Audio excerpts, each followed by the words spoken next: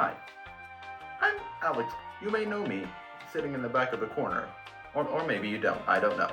Today we are going to be looking at a pretty good book I've read recently, Clara and the Sun by Kazuo Ishiguro. I've recently been asked this one question: will this book be read a century from now? Just weighing off like what it has going for it and what it has against it.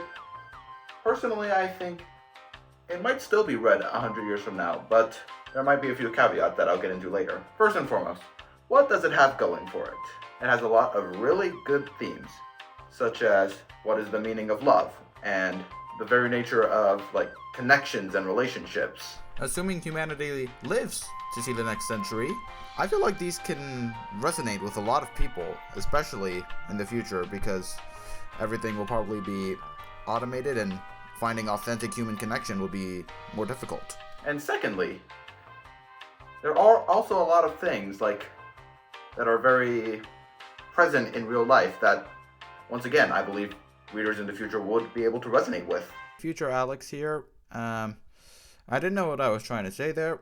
I was trying to say tropes. There are a lot of tropes that people can resonate with. Sometimes my mouth is faster than my brain.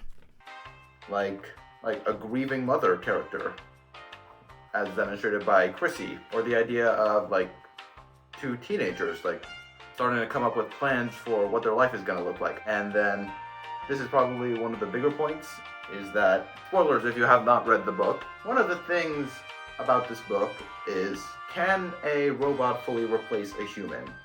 In the book, the character of Josie has a pretty severe sickness, and her mom, Chrissy, like, since she had to witness another child of hers die, she's getting a little bit nervous, and she decides to go get a portrait done. When I say portrait, I mean she's creating a robot version of Josie. Considering that there are actually AIs out there that allow you to talk to your dead grandparents, yes, those are actually real.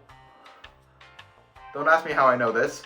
Yeah, so AIs like that could probably gain traction in the coming years.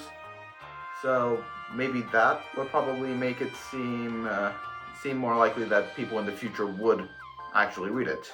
Plus, to my current knowledge at least, this is probably one of the only few works of literature that tackle this sort of thing, so that might help its staying power because it's one of the first to deal with something like this. And the last point is that it's just genuinely a really good book. Like, it feels like it's calming, it's kind of wholesome, it has a pretty good plot. Like, it's just a good book in general. Assuming humans still live on, like, it's definitely going to be on your recommend list. However, the one thing I think will probably make it age poorly is the direction AI is going in our modern world. I mean, sure, like, there are some AIs that, can allow you to talk to dead grandparents, even though it's just an LLM that isn't really them. But if we actually get to a real functioning artificial intelligence, would it still be like Clara, so to speak? Like, will we actually have AFs in the future? Like, robots that are actually kind of empathetic and want to help humans? Or will we have robots that, Terminator? Enough said. That is something I cannot predict because I'm not in the future.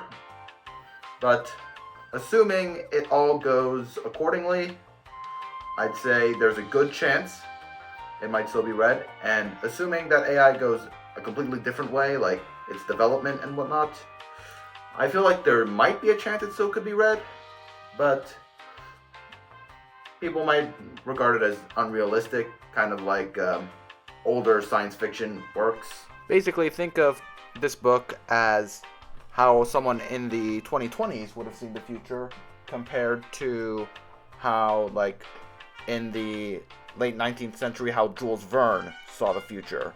There are two very different things, but they still see the future in a way. I also don't have enough time for an outro, so thank you all for watching, and be sure to grab the copy of Clara and the Sun on Mr. shelf. Okay, bye.